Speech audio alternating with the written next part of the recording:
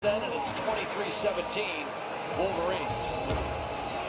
Felipe Franks now under center with Mark Thompson as the lone back. Play action out of it, downfield, and off the hands of Josh Hammond. Hurt Hill had coverage. Hurt Hill had very good coverage. That's a hard throw on the run, even with a guy with the kind of arm talent that Felipe Franks has. Trying to get to Josh Hammond. Well played by Hill. I do think that Florida has to try to throw the football on early downs to set up some run. They just have not had any success running the football. Only 16 yards in the ball game so far. Jordan Scarlett, their best running back, was suspended Wednesday of this week. Thompson crossing the 30-yard line, brought down by Winovich, gain of 6. We talked about those suspensions. How would it affect Florida? I knew that they would play hard, that they would have a next man up mentality.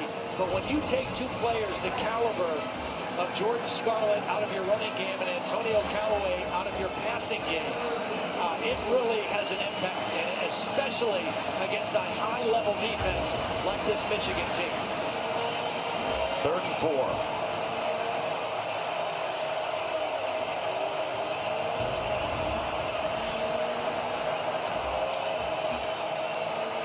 Franks is going to try to run and pick it up. Ball is out again, and Michigan recovers. Lawrence Marshall comes up with the ball. A freshman volley from Franks. Well, Josh Metellus is the guy who made the play.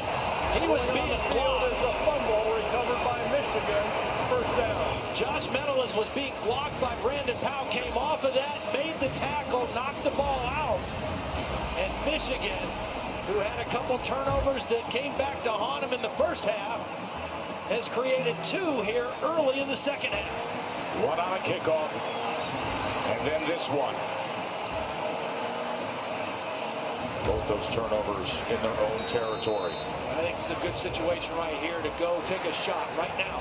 Another sudden change, 4-1. The last sudden change forcing a field goal. Try to strike quickly here. Number 7's at the top of the screen. If they'll keep it on the ground with Evans. Couldn't bounce it, a tackle for loss. Chauncey Gardner. Check in with the studio in Cassidy. Thanks, Joe. Number 4 USC hosting Western Michigan. Jamari Bogan will get in with a 4-yard TD run, his 25th career rushing TD. The Broncos looking for just their 2nd win against an AP-ranked opponent. All tied up. Back to you guys. How about that? Western Michigan out there in LA. Of course, that program is no longer rowing the boat. BJ Fleck off to Minnesota to be the head coach there. 2nd and 12. Pressure up the middle and incomplete as he was looking for Crawford. College football rankings are brought to you by Goodyear. And here is the slate as Bama and Florida State will come your way right here on ABC at 8 o'clock tonight. Boy, Penn State really looked the part against an overmatched opponent today. We were watching that earlier, Todd. Well, we watched Ohio State on Thursday. They got out of the gate slowly and then took off in the second half. Penn State started fast offensively today. Florida crowd getting loud here, looking for a stop on 3rd and 12. Ty Isaac upended. As Chauncey Gardner is still down at the end of that play. He made the tackle.